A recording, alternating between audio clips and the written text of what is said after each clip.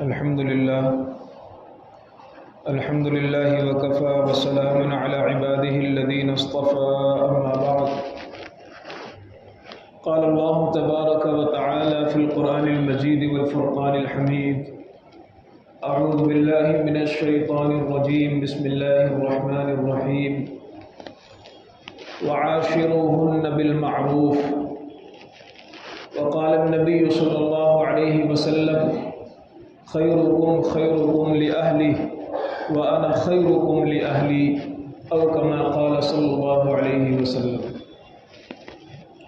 محترم بزرگوں اور دوستوں، اللہ تبارک و تعالی نے ہمیں نکاح جیسا مقدس اور پاکیزہ رشتہ عطا فرمایا ہے،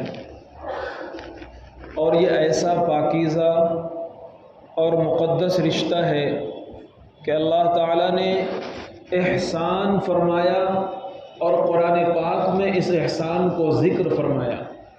اللہ تعالیٰ ارشاد فرماتے ہیں فَجَعَلَهُ نَسَبًا وَصِهْرًا کہ ہم نے انسان کو پیدا کیا اور اس پر دو رشتے دے کر احسان کیا، اسے دو رشتوں میں باندھا ہے۔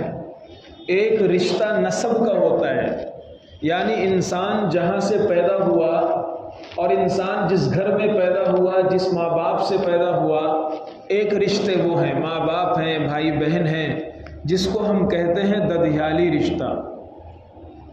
اور ایک رشتہ اللہ نے شادی کے ذریعے سے جوڑا، نکاح کے ذریعے سے جوڑا۔ نکاح سے پہلے وہ اجنبی تھے، بہت سی مرتبہ ایسا ہوتا ہے، نکاح سے پہلے کوئی رشتہ نہیں تھا، لیکن جب اللہ نے نکاح کی دولت عطا فرمائی تو ایک پورا خاندان وجود میں آ گیا، ایک پورے رشتے وجود میں آ گئے۔ خسر باپ کی شکل اختیار کر گیا، ساسو ماں بولتے ہیں، ساس ماں کی شکل اختیار کر گئی، اور بھی پورے رشتے، ان کو ننیھالی رشتہ کہا جاتا ہے۔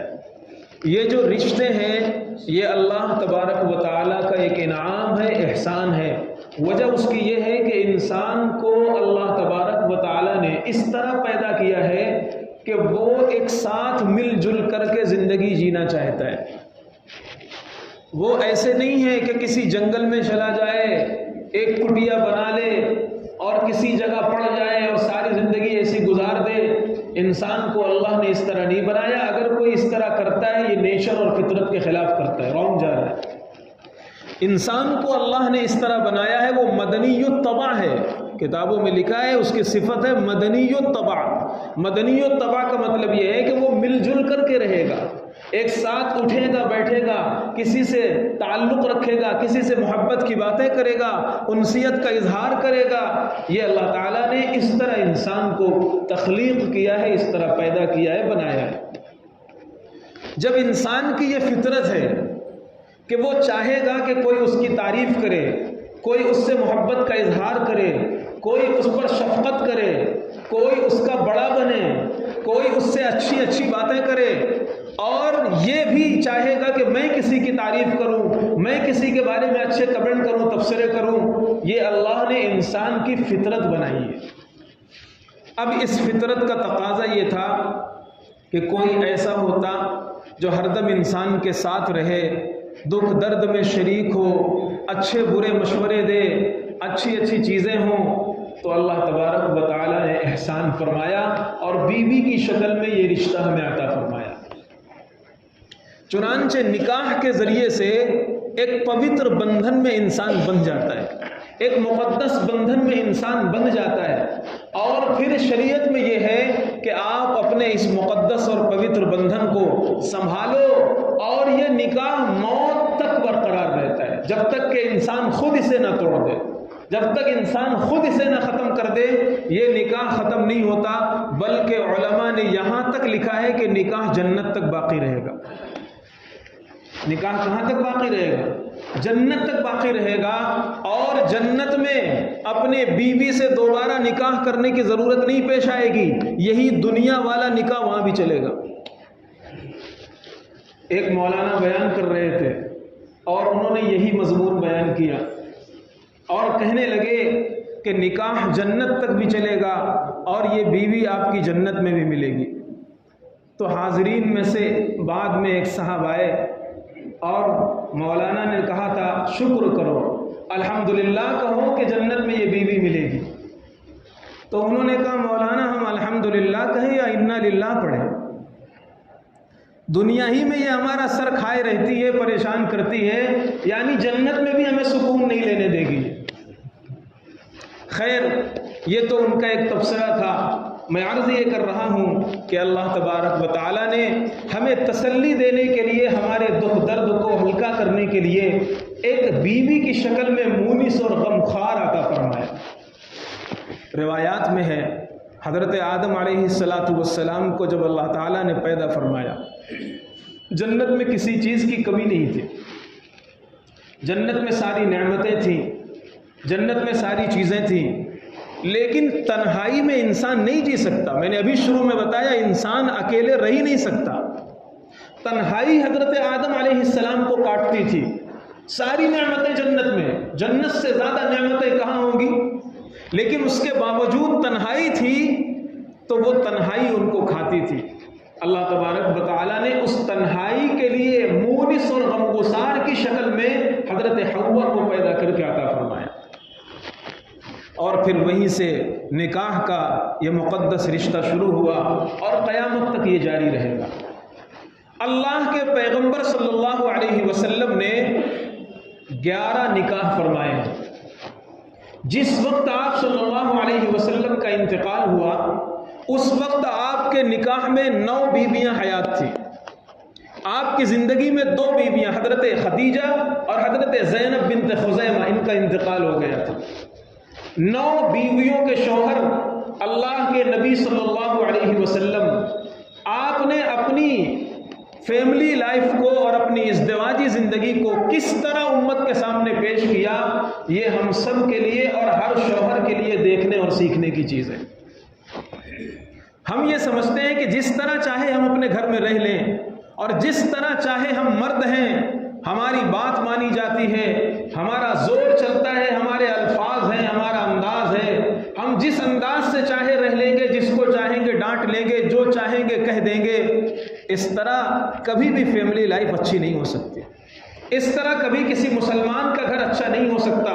میں نے حدیث پڑھی، ترمذی کے اندر وہ حدیث موجود ہے اور صحیح درجے کی روایت ہے۔ اللہ کے پیغمبر صلی اللہ علیہ وسلم نے ارشاد فرمایا، تم میں سب سے بہتر انسان وہ ہے، خیرکم خیرکم لأہلہ، تم میں سب سے بہتر انسان وہ ہے جو اپنے گھر والوں کے لیے اچھا ہو، اپنی بیوی کے لیے اچھا ہو، اپنے بچوں کے لیے اچھا ہو، بوڑھے ماں باپ کے لیے اچھا ہو، بھائی بہنوں کے لیے اچھا ہو، جوائنٹ فیملی میں جو لوگ رہ رہے ہیں، خاص طور پر جو اس کے بیوی بچے ہیں، ان کے لیے وہ بہتر ہو۔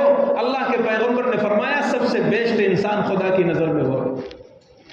یہ نہیں فرمایا تہجد پڑھنے والا ہو، روزانہ ایک قرآن ختم کرنے والا ہو، ہر سال عمرے پہ جانے والا ہو، یہ نہیں پیغمبر نے فرمایا۔ پیغمبر نے فرمایا اپنی معاشرت دیکھو، عبادات میں تو ٹھیک ہے، بہت سی عبادتیں ہم کر لیتے ہیں، لیکن اپنے معاملات اور اپنی معاشرت چیک کرو۔ اور اگر یہیں تک بات ہوتی تو بات سمجھ میں آ جاتی۔ آپ صلی اللہ علیہ وسلم نے ایک جملہ اور ایڈ کیا اور فرمایا سنو، وَأَنَا خَيْرُكُمْ لِأَهْلِي، اور میں اپنی فیملی کے لیے تم میں سب سے بہتر ہوں۔ آپ صلی اللہ علیہ وسلم ارشاد فرما رہے ہیں کہ میرا جو فیملی سسٹم ہے اور لائف اسٹائل ہے میری فیملی میں رہنے کا، گھر میں رہنے کا، یہ تم میں سب سے بہتر ہے۔ اور اللہ کے پیغمبر صلی اللہ علیہ وسلم قیامت تک کے لیے اسوہ بنا کر بھیجے گئے ہیں، آئیڈیل بنا کر بھیجے گئے ہیں، نمونہ بنا کر بھیجے گئے ہیں۔ آپ شوہروں کے لیے بھی بہترین نمونہ ہیں، بادشاہوں کے لیے بھی بہترین نمونہ ہیں، قسم پرسی اور فقیرانہ زندگی میں بھی آپ بہترین نمونہ ہیں۔ دنیا میں رہنے والا کسی بھی علاقے کا، کسی بھی سماج کا، کسی بھی خطے کا، کسی بھی پوزیشن اور کنڈیشن کا انسان اپنی زندگی کے لیے نبی پاک صلی اللہ علیہ وسلم میں نمونہ ڈھونڈ سکتا ہے۔ اگر اللہ نے اسے حیثیت دی ہے، مال دیا ہے، تو مدینہ کے اس بادشاہ کو دیکھیے کہ مدینہ کے اس بادشاہ کے پاس 1 لاکھ درہم آتا ہے اور شام ہوتے ہوتے وہ پورا کا پورا غریبوں میں تقسیم ہو جاتا ہے۔ اور اگر کسی کے حالات صحیح نہیں ہیں مالی وسعت نہیں ہے تو غزوہ خندق کے اس فقیر کو دیکھیے، صحابہ پریشان ہو کر کے آئے، یا رسول اللہ بھوک لگی ہے، پیٹ اٹھا دیا، پیٹ سے کپڑا اٹھا دیا، اور کسی کے پیٹ میں پتھر بندھا ہوا ہے، کسی کے پیٹ میں بامبو لکڑی موٹی سی بندھی ہوئی ہے، یا رسول اللہ کمر سیدھا رکھنے کے لیے پتھر مجھے باندھنے پڑ رہے ہیں۔ محمد رسول اللہ نے اپنا کپڑا اٹھایا، اس میں 2 پتھر بندھے ہوئے تھے۔ اس فقیر کی زندگی دیکھیے، اللہ کے نبی کے ایک اشارے پر احد پہاڑ کو خدا سونا بنا دیتا، اور وہ نبی کے پیچھے پیچھے چلتا، نبی کے پیچھے پیچھے چلتا، لیکن اللہ کے پیغمبر نے ہر طرح زندگی گزاری ہے۔ آپ نے ایک چادر ایسی استعمال فرمائی کہ کئی اونٹنی دے کر کے اس کی قیمت ہو سکتی ہے۔ ایک کپڑا آپ نے اتنا مہنگا پہنا ہے، اتنا قیمتی پہنا ہے، دھاری دار وہ کپڑا تھا، یمنی کپڑا تھا، وہ اتنا مہنگا تھا کہ کئی اونٹنی دے کر کے اس کی قیمت ہو سکتی تھی۔ اور یہ بھی دور گزرا ہے کہ آپ کے اوپر کے حصے کے ڈھانکنے کے لیے بھی کپڑا نہیں تھا۔ ہر طرح نبی نے زندگی گزاری، ایک نمونہ دیا ہے امت کو۔ تو بہترین شوہر کیسے ہم ہو سکتے ہیں؟ اپنی بیوی کے لیے اور اپنے بچوں کے لیے ہم بہترین باپ کیسے ہو سکتے ہیں؟ یہ بھی ہمیں مدینہ کے پاس جا کر، سرکار مدینہ کے در پہ جا کر سیکھنا پڑے گا، اور نبی پاک صلی اللہ علیہ وسلم کو دیکھنا پڑے گا۔ اللہ کے پیغمبر صلی اللہ علیہ وسلم اپنے گھر میں کیسے رہتے ہیں؟ ہمارا فیملی سسٹم تباہ ہو گیا ہے۔ گھر تو سکون کا ذریعہ تھا، گھر اس لیے تھا کہ مرد سارا دن باہر رہے گا، کاروبار کے جھمیلوں میں، ملازمت کے جھمیلوں میں، دنیا بھر کی چیزوں میں رہے گا، ذہنی الجھن میں گرفتار ہوگا۔ جب وہ گھر آئے گا تو اسے سکون ملے گا، جنت کا ماحول ملے گا، نمونہ ملے گا۔ گھر میں داخل ہوتے وہ سارے ٹینشنوں سے بری ہو جائے گا، آزاد ہو جائے گا، اور اس کا گھر جنت کا گہوارہ ہوگا۔ لیکن پریشانی یہ ہے کہ باہر وہ دوستوں کے ساتھ مست رہتا ہے، اچھا رہتا ہے، گھر میں آ کر کے 1000 طریقے کے ٹینشن شروع ہو جاتے ہیں۔ ہم نے کیا کر دیا اپنے گھروں کو؟ اللہ کے پیغمبر صلی اللہ علیہ وسلم کس طرح اپنے گھر کو مینج کر رہے ہیں؟ 9 بیویاں تھیں، اور ٹھیک ہے وہ ازواج مطہرات تھی، لیکن انسان تھی، انسانوں کی اولاد تھی۔ 100 تن کو برداشت نہیں کیا جاتا۔ 100 تن، تن کے معنی بدن کے آتے ہیں۔ 100 تن کا مطلب ہوتا ہے ایک لیکن 100 کے برابر ہے۔ لیکن اللہ کے نبی صلی اللہ علیہ وسلم نے کیسے مینج کیا، کیسے محبت کے ساتھ آپ رہے؟ پوری حدیثوں میں پورا ایک باب ہے۔ اللہ تعالیٰ قرآن میں فرماتا ہے، مردوں کو حکم دیتا ہے، وَعَاشِرُوهُنَّ بِالْمَعْرُوفِ، اے مرد اپنی بیویوں کے ساتھ ڈھنگ سے رہا کرو، اچھے سے رہا کرو، شریعت کے مطابق زندگی گزارا کرو۔ اور اللہ کے نبی صلی اللہ علیہ وسلم نے سمجھایا اور فرمایا، دیکھو اللہ تعالیٰ نے یہ جو عورت پیدا فرمائی ہے، یہ ٹیڑھی پسلی سے پیدا فرمائی ہے۔ اگر تم اس کا ٹیڑھ پن ختم کرنا چاہو گے اور چاہو گے کہ ایک دم ہر اعتبار سے پرفیکٹ ہو، کبھی بھی تمہارے مزاج کے خلاف کوئی بات نہ آئے، امپاسبل، یہ نہیں ہو سکتا، یہ نہیں ہوگا۔ اگر تم بالکل سیدھا کرنے جاؤ گے، توڑ بیٹھو گے، یعنی اسے طلاق دے بیٹھو گے۔ پھر اللہ کے نبی نے ارشاد فرمایا، یہ سوچا کرو اگر اس کی ایک بات بری ہے تو دوسری تو اچھی ہے۔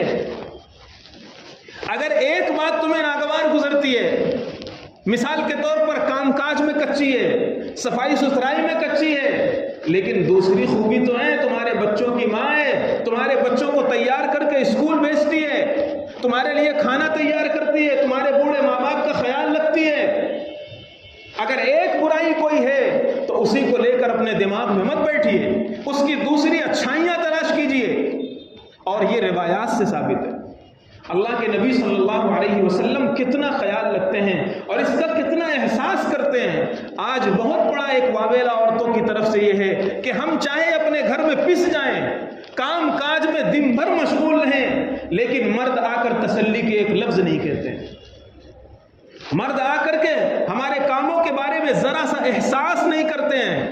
اور اللہ کے پیغمبر صلی اللہ علیہ وسلم، بخاری کی روایت، حضرت خدیجہ رضی اللہ تعالی عنہا آپ صلی اللہ علیہ وسلم کی پہلی بیوی ہے، اور جب تک یہ زندہ رہیں آپ نے کوئی دوسرا نکاح نہیں فرمایا۔ حضرت خدیجہ کے انتقال کے بعد ہی آپ نے سارے نکاح فرمائے، اور اللہ کے نبی صلی اللہ علیہ وسلم بہت خیال رکھتے تھے، بہت محبت فرماتے تھے، اور حضرت خدیجہ بھی ویسے ہی خیال رکھتے تھے۔ حضرت خدیجہ رضی اللہ تعالی عنہا جب اللہ کے پیغمبر صلی اللہ علیہ وسلم غار حرا میں عبادت کرنے کے لیے جاتے تھے، بخاری کی پہلی جلد کے اندر حدیث موجود ہے، حضرت خدیجہ کھانا تیار کرتی تھیں، اور وہ کھانا لے کر اس پہاڑ پہ چڑھ کر کے جاتی تھیں جہاں آج کے زمانے میں بڑے بڑے جوانوں کے پیر ڈھیلے پڑ جائیں گے اور وہ اس بار تک چڑھ نہیں پاتے۔ حضرت خدیجہ رضی اللہ تعالی عنہا اپنے شوہر کے لیے کھانا تیار کرتی، اور کھانا تیار کر کے خود لے کر کے غار حرا کے پہاڑ پہ چڑھ کر کے نبی کو دینے کے لیے جاتی تھی۔ ایک تعلق تھا، اللہ کے نبی صلی اللہ علیہ وسلم ان کا خیال رکھتے تھے، حضرت خدیجہ آپ کا خیال رکھتی تھیں۔ حضرت خدیجہ کا انتقال ہو گیا، پھر مرد جب دوسری شادی کر لیتا ہے تو اکثر و بیشتر پہلی کو اور پہلی کے تعلقات کو بھول جاتا ہے۔ یہ اچھے انسان کی علامت نہیں ہے۔ نبی پاک صلی اللہ علیہ وسلم کا زندگی آپ دیکھیے، اللہ کے پیغمبر حضرت خدیجہ کے انتقال کے بعد گھر میں اگر کوئی بکری ذبح کرتے تو بکری کے گوشت کے ٹکڑے کرتے اور کہتے یہ فلاں گھر میں دے کر کے آؤ، یہ خدیجہ کی سہیلی کا گھر ہے، یہ فلاں گھر میں دے کر کے آؤ، یہ حضرت خدیجہ کی سہیلی کا گھر ہے۔ اور کئی سالوں کے بعد، بلکہ معجم اوسط طبرانی کی ایک حدیث آپ کو سناتا ہوں جسے حافظ ابن حجر رحمہ اللہ نے بھی اپنی کتاب میں نقل کیا ہے، اللہ کے پیغمبر جب گوشت کے ٹکڑے بناتے تھے اور تھیلیاں بناتے تھے تو بعض گھروں میں ان گھروں میں پہنچاتے تھے اور جملہ فرماتے تھے کہ ان گھر والوں کو دے کر آؤ، انہا تحب خدیجہ، کیونکہ وہ گھر والے میری بیوی حضرت خدیجہ سے محبت کرتے تھے۔ صرف بیوی کا خیال نہیں، بیوی کی سہیلی، وہ گھرانہ جس گھر میں اگر بیوی کے ساتھ اچھا برتاؤ کیا جاتا ہو، شوہر کو وہ گھر بھی یاد ہے۔ اور کس شوہر کو؟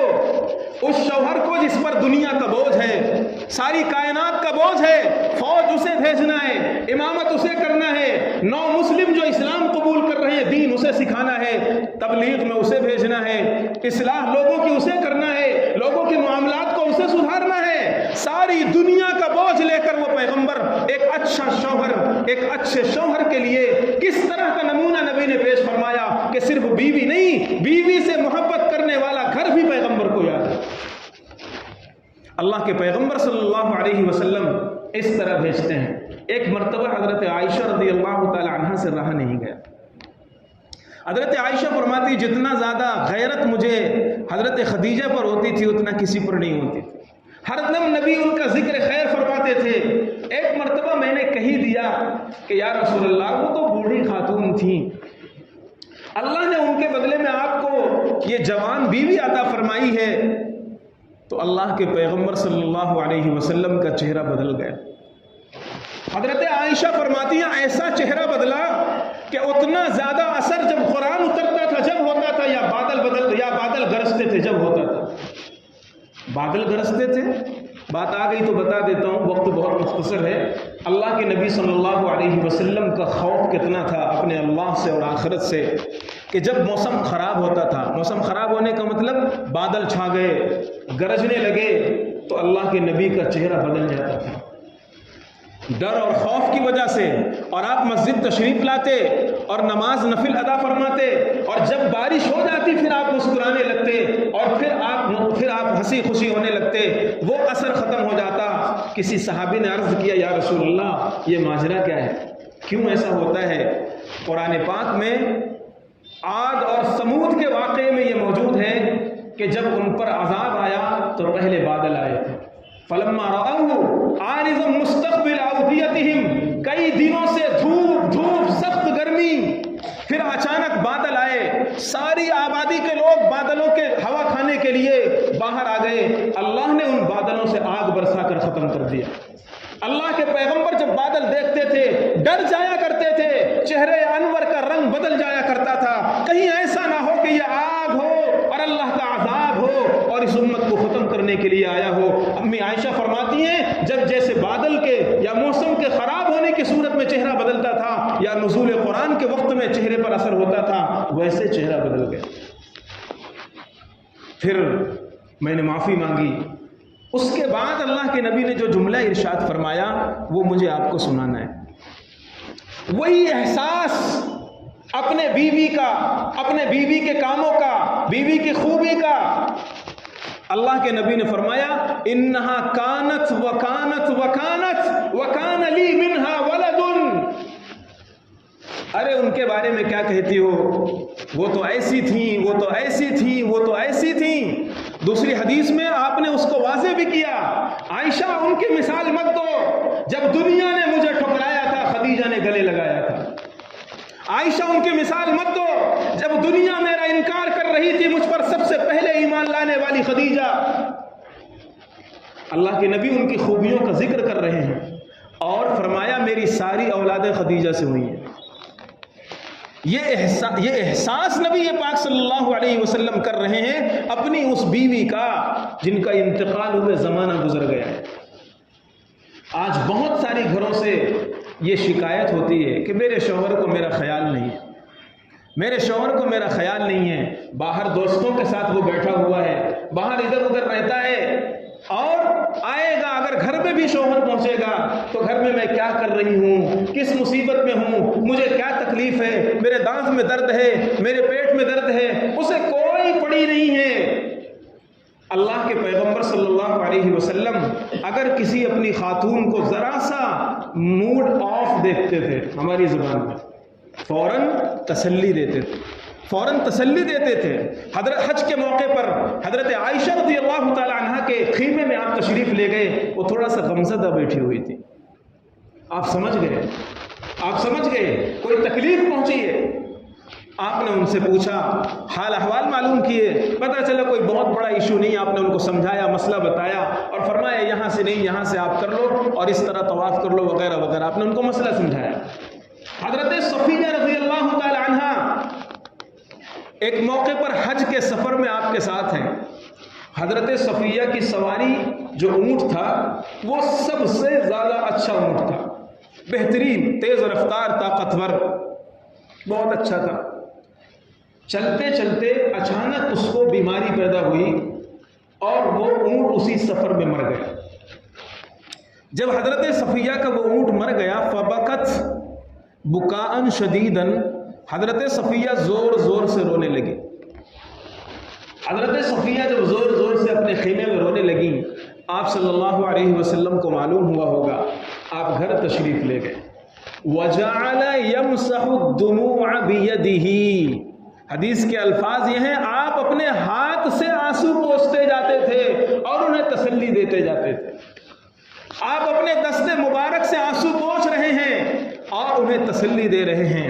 یہ اللہ کے نبی صلی اللہ علیہ وسلم کا ویوہار ہے، طور طریقہ ہے، برتاؤ ہے اپنی بیویوں کے ساتھ. اور روزانہ آپ کا معمول تھا. 2 حدیثیں سناتا ہوں. آپ صلی اللہ علیہ وسلم جب فجر کی نماز پڑھتے تھے تو اشراق تک مسجد میں بیٹھتے تھے اور آپ کے ساتھ آپ کے صحابہ بھی بیٹھے رہتے تھے، کوئی جاتا نہیں تھا. فجر بعد سونے کا اتنا زیادہ معمول نہیں تھا، بیٹھے رہتے تھے. اشراق ہوتی تھی، اشراق ہو گئی. اس کے بعد اللہ کے نبی صلی اللہ علیہ وسلم صرف سلام اور خیریت کے لیے ہر گھر میں جاتے تھے. باریاں مقرر تھی، رات کسی ایک گھر میں گزارتے تھے جس کی باری ہوتی تھی 9 بیویوں میں سے، لیکن خیر خبر لینے کے لیے صبح صبح ہر گھر میں جاتے تھے. السلام علیکم یا اہل البیت، اے گھر والوں تم پر خدا کی سلامتی ہو، رات اچھے سے گزری، خیر ہے نا سب.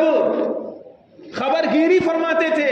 یہ فجر کے بعد کا مسئلہ ہے. پھر جس کے گھر میں باری ہوتی تھی وہاں تشریف لے آتے تھے اور دن سارا وہاں گزرتا تھا. پھر نماز عصر سے فارغ ہوتے تھے. یہ جو پہلا والا تھا اس میں صرف سلام اور خیریت. جب نماز عصر سے فارغ ہوتے پھر 9 گھروں میں جاتے اور پھر وہاں 9 گھروں میں جانے کے بعد تھوڑا سا بیٹھتے بھی تھے، تھوڑی دیر بات کرتے تھے. کچھ بنا دیا گیا، جوس بنا دیا گیا، چائے تو اس زمانے میں تھی نہیں، کوئی شربت بنا دیا گیا، وہ پی لیتے تھے.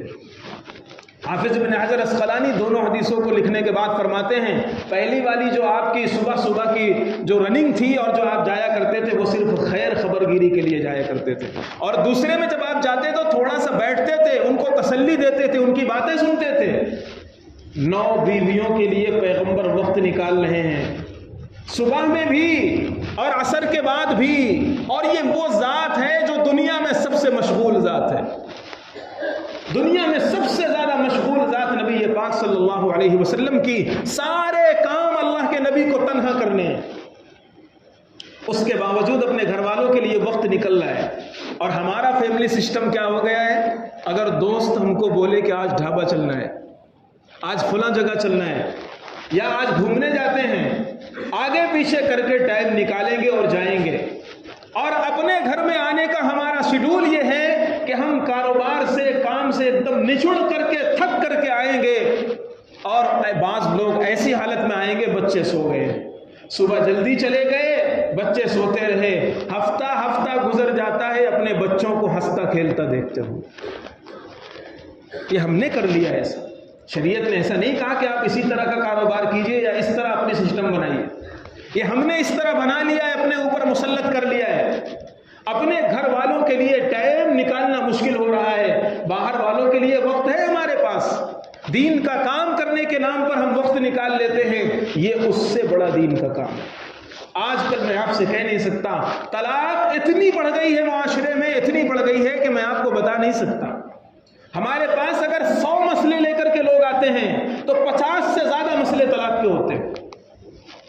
کیا بتائیں ہم آپ کو؟ مولانا سجاد نعمانی صاحب ایسے بیٹھے ہوئے تھے کرسی پر، میں ایسے زمین پر حضرت کے پاس بیٹھا ہوا تھا۔ حضرت پوچھنے لگے کہ روزانہ کتنے سوالوں کے جواب لکھتے ہو؟ کتنے سوالات اور کتنے استفتاء اور کتنے سوالات آتے ہیں؟ میں نے کہا حضرت زبانی تو لوگ بہت معلوم کرتے ہیں، لکھنے والے جو ہیں وہ بھی کم سے کم 4-5 ہو جاتے ہیں۔ حضرت نے دوسرا سوال فرمایا، طلاق کے کتنے لکھے؟ طلاقوں کی شرح کتنی ہے؟ طلاق کے مسائل کتنے ہیں؟ میں نے کہا حضرت اکثر طلاق کے مسئلے رہتے ہیں اور میراث کے مسئلے رہتے ہیں۔ میراث اور طلاق کے مسئلے یہ اکثر ہیں ہمارے معاشرے میں، اور وجہ کیا ہے؟ فیملی سسٹم ہمارا خراب ہو گیا ہے، زبان ہماری زہریلی ہو گئی ہے، زبان ہماری کڑوی ہو گئی ہے۔ اللہ کے نبی صلی اللہ علیہ وسلم کا جو شوہر والا ماڈل تھا، ازواج مطہرات کا جو بیویوں والا ماڈل تھا، وہ ہم نے اپنے گھروں سے نکال دیا ہے۔ اگر ہم بیوی کی تعریف کر دیں گے تو سب بولیں گے بیوی کا غلام ہو گیا ہے، اسی میں بہہ گئے ہیں۔ یا تو بیوی کے محبت میں آ کر ماں باپ کو بھلا دیا ہے، ماں باپ پر ظلم کر رہے ہیں، یا ماں باپ کے فیور میں آ کر بیوی پر ظلم کر رہے ہیں۔ ڈس بیلنس ہے ہی ہے۔ مسلمان اور اسلام ڈس بیلنس کا نام نہیں ہے، اور اللہ تعالیٰ نے امت وسط بنایا ہے، اعتدال والی امت بنایا ہے، ہر معاملے میں تم کو معتدل بنایا ہے۔ ماں کے حقوق کیا ہیں وہ بھی ادا کرو، باپ کے حقوق کیا ہیں وہ بھی ادا کرو، اور بیوی کے حقوق کیا ہیں وہ بھی ادا کرو۔ بیوی کے چکر میں بھول گئے ماں باپ کو، اور ماں باپ نے اگر کچھ کہہ دیا کان بھر دیا، بس برس پڑے، بیوی پر جو چاہا کہہ دیا۔ ایک ایک بول کا حساب کل قیامت میں ہوگا۔ تم نے ماں کے فیور میں بولا تھا، بیوی پر ظلم کیا، بیوی کے فیور میں بولا تھا، ماں باپ پر ظلم کیا، ایک ایک بول کا خدا حساب لے گا۔ اپنی زبانوں کو زہریلی مت بناؤ، ورنہ دنیا کے اندر بھی اس کی مصیبت جھیلنا پڑ سکتا ہے، اور آخرت تو ہے ہی ہے۔ ایک بات صرف بتاتا ہوں، ایک آرمی سے ریٹائر صاحب سے انتقال ہو گیا، اللہ ان کی مغفرت فرمائے۔ بہت غصے والے تھے، زبان ان کی بہت کڑوی تھی، ذرا ذرا میں ان کو غصہ آ جاتا تھا۔ کئی بیٹے تھے ان کے، اپنے بیٹوں کو ڈانٹ رہے ہیں، بات بات میں غصہ کر رہے ہیں، گھر والوں پر برس رہے ہیں۔ جب وہ گھر میں آتے سب شانت ہو جاتے، آدمی خوش ہوتا ہے، میرا روب ہے، میرا خوف ہے۔ روب اس کو نہیں کہتے ہیں، روب کی تعریف ہے الخوف مع التعظیم، رسپیکٹ کے ساتھ جو خوف ہو اس کو روب کہا جاتا ہے، ورنہ آدمی سانپ سے بھی ڈرتا ہے، شیر سے بھی ڈرتا ہے، چیتے سے بھی ڈرتا ہے، اس کو روب نہیں کہتے۔ تو میرا روب ہے، میرے سامنے کوئی بولتا نہیں۔ خیر زمانہ گزرتا گیا، لڑکے بڑے ہو گئے، جوان ہو گئے، بچوں کی شادیاں ہو گئیں۔ اب جب گھروں کو ہم نے اس طرح زہریلا بنا دیا ہے، اس زہر بھری فضا میں سکون کی سانس کون لے سکتا ہے؟ ایک بیٹے نے اپنی فیملی لی اور باہر چلا گیا، باپ کو دیکھتا نہیں، باپ کس حال میں پڑا ہوا ہے۔ دوسرا بیٹا جوان ہوا، شادی ہوئی، دوسرے نے اپنی فیملی لی، باہر چلا گیا۔ بیوی تھی، بیوی کا انتقال ہو گیا، جتنے بچے تھے 2 یا 3 مجھے پورا معلوم نہیں بچے کتنے تھے، یہ تعداد یاد نہیں، انہوں نے سب نے یہی کیا کہ اپنی بیوی کو لے کر کے وہ گھر سے جدا ہو گئے، الگ ہو گئے، باپ تنہا ہو گیا، بڑھاپا شروع ہوا۔ بڑھاپا شروع ہونے کے بعد، بڑھاپا تو اچھے جوانوں کی کمر ڈھیلی کر دیتا ہے، اچھے طاقتوروں کو بستر پہ گرا دیتا ہے۔ کس چیز پہ ہم ناز کرتے ہیں؟ بڑھاپا شروع ہوا، صاحب فراش ہو گئے، بستر پہ آ گئے۔ بستر پہ آنے کے بعد اب وہ استنجا کرنے کے لیے بھی دوسرے کے محتاج ہو گئے، اب وہ غلاظت صاف کرنے کے لیے بھی دوسرے کے محتاج ہو گئے، لیکن کوئی ان کی ہیلپ کرنے والا نہیں۔ بیوی انتقال کر چکی ہے، بچے ساتھ چھوڑ چکے ہیں، اور دوسرے جو لوگ ہیں ان کا اپنا ہی نہیں ہو پاتا تو وہ دوسروں کا خیال کیا کریں گے؟ حتیٰ کہ اللہ ہم سب کی حفاظت فرمائے، پاس پڑوس کا کوئی ان کا بچپن کا دوست ہوگا، وہ آ کر کے ان کو ڈائپر پہنا دیتا تھا، اور 2 دن تک وہ اسی ڈائپر میں رہتے تھے۔ اس غلاظت کو صاف کرنے کے لیے بھی کوئی نہیں ملتا تھا۔ ان کو گورنمنٹ سے پینشن ملتی تھی، وہ کہتے تھے مجھ سے پیسہ لو اور میری خدمت کرو، لیکن اس وقت ان کی خدمت کے لیے خدا نے کسی کو کھڑا نہیں کیا۔ یہ ہمارے زبان کے ڈنک ہوتے ہیں جو ہم سے دور کر دیتے ہیں ہمارے بچوں کو، ہماری بیوی کو۔ وہ تو مجبوری رہتی ہے، بیوی اور بچوں کی بیچارے پیسے رہتے ہیں۔ یہ مسلمانوں کی زندگی نہیں ہے، مسلمانوں کا یہ گھر نہیں ہوتا۔ مسلمانوں کا گھر تو یہ ہے جہاں کسی کی غیبت نہ ہو، جہاں کسی کی چغلی نہ ہو، جہاں کسی پر ظلم نہ ہو، ہر ایک کو رسپیکٹ دیا جائے، ہر ایک کو خیال رکھا جائے، وقت دیا جائے۔ جس طرح دوستوں کو ہم وقت دیتے ہیں، اپنے بیوی کو اس طرح وقت دیں۔ گھر میں کھانا کھانے کے لیے تو سب آتے ہیں، دوپہر کا کھانا کھانا ہوا، دکان چھوڑ کر آ گئے، ساتھ میں کھانا کھا لیا، یہ وقت دینا نہیں ہے۔ الگ سے ٹائم دو، اس کا دکھ سنو، ہاں لیکن دھیان رہے دکھ میں غیبت مت سننا۔ تمہارے ابا نے ایسا کہا، تمہاری اماں نے ایسا کیا، تمہارے بھائی نے یوں کہا، اس کو پہلے ہی دن سمجھا دو کہ دیکھو میں تمہاری بات تو سب سنوں گا، دوسروں کی بات کچھ نہیں سنوں گا۔ دوسری کی بات کب سنوں گا؟ اس کو بھی بٹھاؤ، سامنے بٹھاؤ اسے۔ اماں نے کہا اماں بیٹھو، آپ بھی اور آپ بھی، اب تم بھی بولو، تم بھی بولو، جو شریعت کے مطابق ہوگا میں اس کے حق میں فیصلہ کروں گا۔ میں یہاں پر اب بیٹھا ہوں شریعت نافذ کرنے، اب نہ کوئی اماں ہے نہ کوئی بیوی ہے۔ حضرت تھانوی رحمۃ اللہ علیہ فرماتے ہیں، ایک آخری بات ہے بس، حضرت تھانوی رحمۃ اللہ علیہ فرماتے ہیں ایک دن میری بیوی نے کہہ دیا کہ فلاں پڑوسن نے ہم کو ایسا کہا ہے۔ میں اس وقت خاموش ہو گیا، کچھ نہیں بولا۔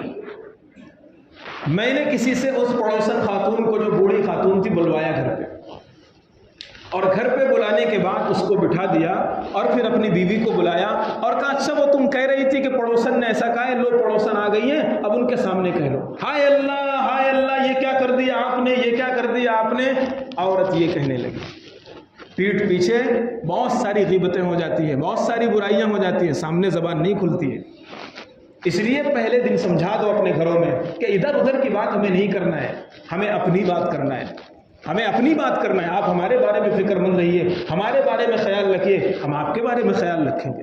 تو بہت سی باتیں ہیں، وقت کم ہے، مختصر یہ ہے کہ اللہ کے نبی صلی اللہ علیہ وسلم نے جس طرح شوہر والی زندگی اپنے گھر میں گزاری، وہ ہمیں اپنے اندر پیدا کرنا ہے۔ اور بوڑھے اور جوان کا مسئلہ نہیں ہے، تھوڑا سے جن کی عمر زیادہ ہے ان کو یاد دلانا پڑتا ہے کہ آپ بھی دولہے ہو، صرف جوان دولہے نہیں ہیں۔ اللہ کے نبی کی شادی 54 سال کی عمر میں حضرت عائشہ سے ہو رہی ہے، 54 سال کی عمر میں۔ حضرت خدیجہ کے انتقال کے بعد آپ کی شادی ہوئی ہے، اور ساری شادیاں 50+ کے بعد ہوئی ہیں۔ اس کے باوجود اللہ کے نبی گھر سے بہت کم ایسا نکلے ہوں گے کہ جس گھر میں ہو اس گھر میں نکلتے وقت بیوی کو بوسہ نہ دیا ہو۔ بیوی چھوڑنے آتی تھی گھر کے کنارے تک۔ اللہ کے نبی جب اعتکاف میں بیٹھے ہوئے ہیں، حضرت صفیہ اور ازواج مطہرات آئیں، آپ گیٹ تک چھوڑنے جاتے ہیں۔ ہمارے گھروں کا حال یہ ہے کہ شوہر کب نکلا کب آیا پتہ ہی نہیں، کچن سے ہی فرصت نہیں۔ یہ ہم نے بنا دیا اس طرح۔ سمجھاؤ اپنے گھروں میں اور پوچھو شریعت کیا ہے۔ اللہ عمل کی توفیق عطا فرمائے۔